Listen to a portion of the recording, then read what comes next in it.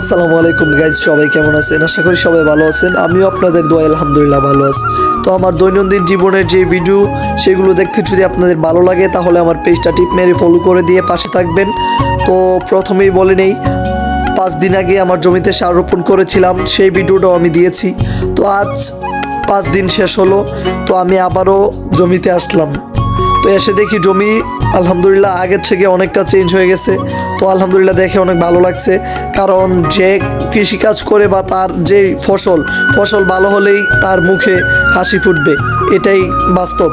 তো আমি আমার জমিতে প্রচুর পরিমাণ নিড়ি উঠেছে, তো নিড়িগুলো আমার মুরব্বি কাকাকে নিয়ে পরিষ্কার করলাম। আলহামদুলিল্লাহ অনেক সুন্দরভাবেই পরিষ্কার করতেছি, কারণ দুপুরের যে রোদ, শীতকালের রোদ ওরকম লাগে না, সেই জন্য অনেক সুন্দরভাবে কাজটা করে ফেললাম আলহামদুলিল্লাহ। তো তারপর দুপুরের খাবার চলে আসলো, আসার পরই আলহামদুলিল্লাহ আমরা একসাথে বসে দুপুরের খাবারটাও সেরে নিলাম। তো দুপুরের রোদের মধ্যে আপনি কাজ করে যখন দুপুরে খাবার খাইবেন, এমনিতেই খিদা লাগে বা খাইতেও মন চাই।